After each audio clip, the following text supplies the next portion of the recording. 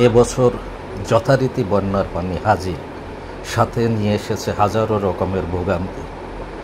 এই যে দেখছেন রাস্তা এবং ছোট্ট একটি কালভার্ট, উজানে প্রচুর পানি।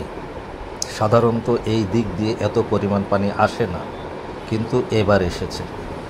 আর এত পরিমাণ পানি নিষ্কাশনের ক্ষমতা এই ছোট্ট কালভার্টের নেই, তাই যা হবার তাই হলো।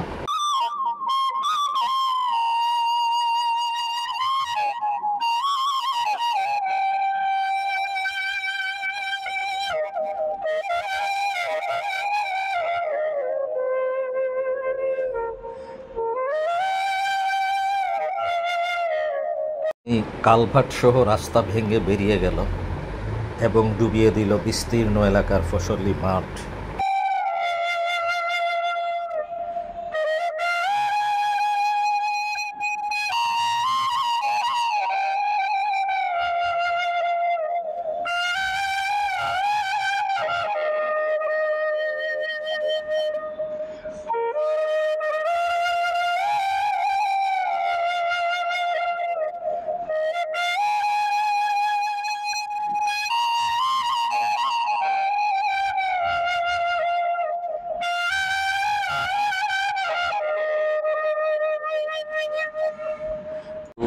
বিল, নদী, নালা, হাওর, বাওর এবং সাগর বেষ্টিত আমাদের ছোট্ট এই দেশটি প্রতি বছর ঝড়, জলোচ্ছ্বাস, বৃষ্টি এবং বন্যার সঙ্গে লড়াই করে আমাদের টিকে থাকতে হয়।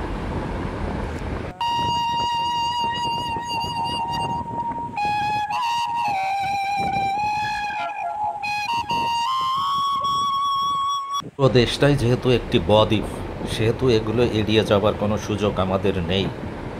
এগুলোতে আমরা অভ্যস্ত হয়ে গেছি, কিন্তু সমস্যা হচ্ছে অকাল বন্যা। আর এটার জন্য মূলত আমাদের প্রতিবেশী দেশটি সবচেয়ে বড় দায়ী। তারা তাদের ইচ্ছে মতো পানি আটকিয়ে রাখে, আবার যখন ইচ্ছে পানি ছেড়ে দেয়। আর আমরা কখনো শুকনাই মরি, আবার কখনো অথই জলে ভাসি।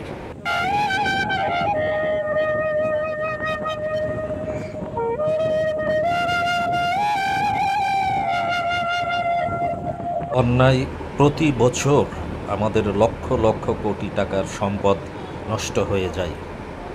প্রতিবেশী দেশটি আমাদের সাথে সমন্বয় করে পানি ছাড়লে ক্ষতির পরিমাণ কিছুটা হলেও কমিয়ে আনা সম্ভব হতো, কিন্তু তারা তো সমন্বয় জিনিসটাই তো বুঝে না। বড় গাছের ছায়ায় যেমন ছোট গাছ বাড়তে পারে না, আমরাও ঠিক তেমনই। সবলের কাছে দুর্বল আর ধনীর কাছে গরিব নিগৃহীত হবে, এটাই যেন বর্তমান পৃথিবীর নিয়ম হয়ে দাঁড়িয়েছে।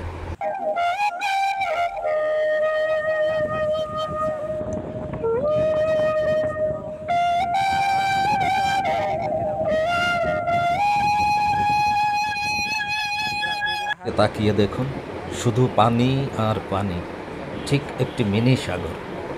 আপনাকে ভাবতে কষ্ট হবে যে এটা একটি জনবসতিপূর্ণ এলাকা।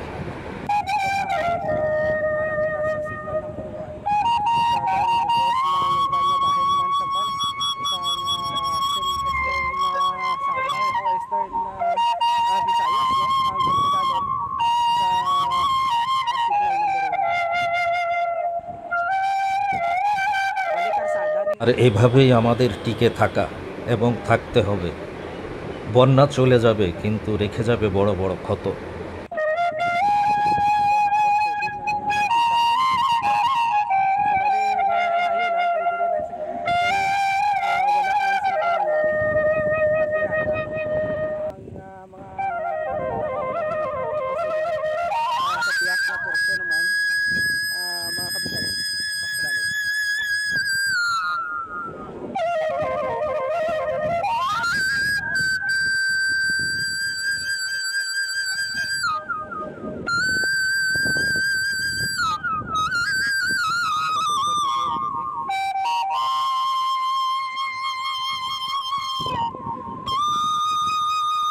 Exact location naton balo dos Saragah Iloilo sa mga nagapamangkot wala sa aton location ari kita sa আর আমাদের মেরামত করতে হবে, কোথাও নতুন করে গড়তে হবে। আর এভাবেই চলতে থাকবে ভাঙা গড়ার খেলা অনন্তকাল।